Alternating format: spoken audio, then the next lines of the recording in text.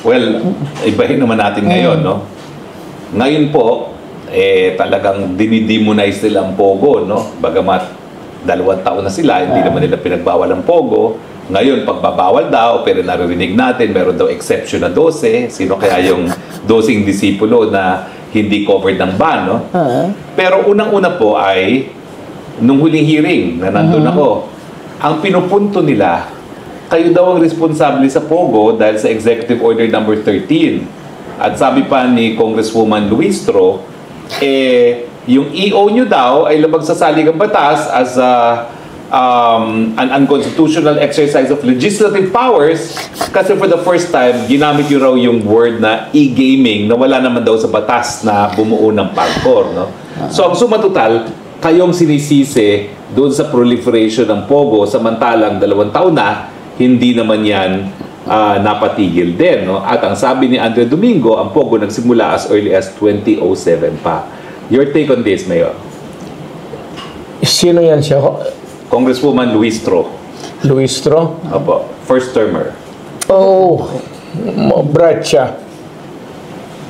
Huwag na lang yung Pogo. How about the wedding?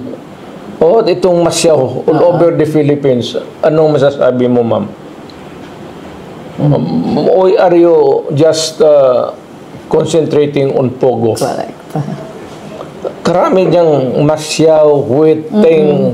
Tsakla.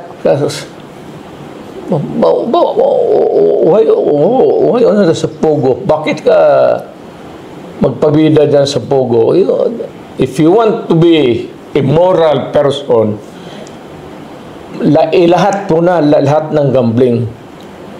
Huwag lang Pogo. Because Pogo is a gambling, it's a gambling game. Lahat naman ito, Philippine Charity Sweeps. Sugal yan, ma'am. So, ratsadahin mo na. Bakit ka mag-concentrate dyan sa Pogo na illegalize? Ganito yan. Nandyan na yan. Lahat ng sugal sa Pilipinas, sakla, hantak, nandyan na yan. Pagka rumarami na, kung ikaw na may presidente na ginamit mo yung utak mo, if it proliferation of the game,